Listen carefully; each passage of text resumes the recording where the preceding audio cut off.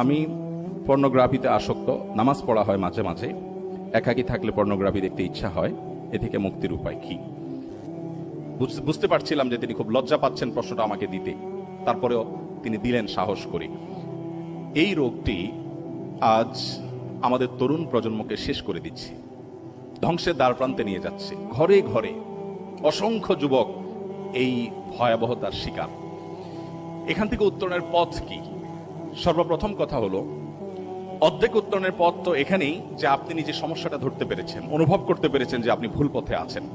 যে তরুণরা এই অনুভবটা, এই উপলব্ধিটা তাদের মধ্যে জাগ্রত হয়েছে, আমি মনে করি সমাধানের অনেকটুকু পথ তারা অগ্রসর হয়ে গেছেন, আলহামদুলিল্লাহ। যারা এখনো এটা অনুভব করতে পারছেন না, তাদের উচিত নিজের সমালোচনা করা, আত্মসমালোচনা করা, যে আমি যে পথে হাঁটছি এই পথটি আমার ধ্বংস ডেকে আনবে।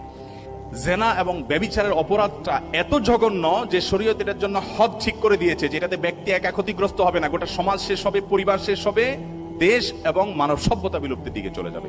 এই জন্য ভাইরা আমার, শয়তান আপনাকে দিয়ে এই কাজটা করাবে। আপনি নামাজ কালাম পড়েন, অথচ আপনি পর্নোগ্রাফিতে আসক্ত। তো এই ভয়াবহতাটা আগে অনুভব করতে হবে যে এটি কত ভয়াবহ। শরীয়তের জন্য নির্দিষ্ট হদ ঠিক করে দিয়েছে। এটা থেকে বাঁচার জন্য আমি সংক্ষেপে শুধু কারণগুলো বলে ফেলছি। নাম্বার এক নম্বর কারণ, উপায় হলো যে আপনার একটা অপারেশন চালাতে হবে নিজের বিরুদ্ধে। প্রত্যেকটা মুমিনের ইমানের জাগরণ হয় কিছু কিছু সময়। ইদা হাব্বাত রুহুল ঈমান ও রিহুল ঈমান, যখন ইমানের হাওয়া বাতাস ভেতরে বইবে, আপনি অনুভব করবেন, আপনি তখন সিদ্ধান্ত নিতে হবে, একটু কঠিন সিদ্ধান্ত, যে আমার মোবাইলটাকে আমি ফরম্যাট দিয়ে দিব, আমি বাটন ফোনে চলে যাব মাত্র 3 মাসের জন্য। এই প্রেসক্রিপশনটা আমি দিচ্ছি, মাত্র 3 মাসের জন্য আপনি বাটন ফোনে চলে যান।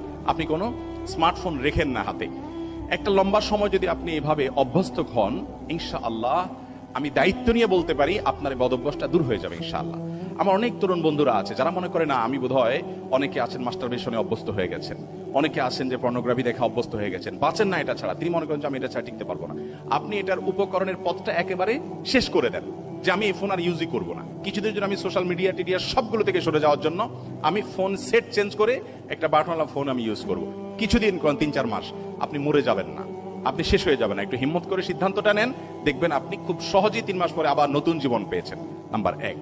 নাম্বার 2, জেনা এমন একটা অপরাধ, আল্লাহ তাআলা কোরআনে কারিমে লা তাজনুর জায়গায় বলেছেন লা তাকরাবুজ জিনা, তোমরা জেনার কাছে যেও না। কারণ আল্লাহ জানেন যে জেনা এমন একটা পাপ, অপরাধ, যেটার কাছে গেলে আর কেউ ফিরে আসতে পারে না, খুব ডেঞ্জারাস একটা জায়গা।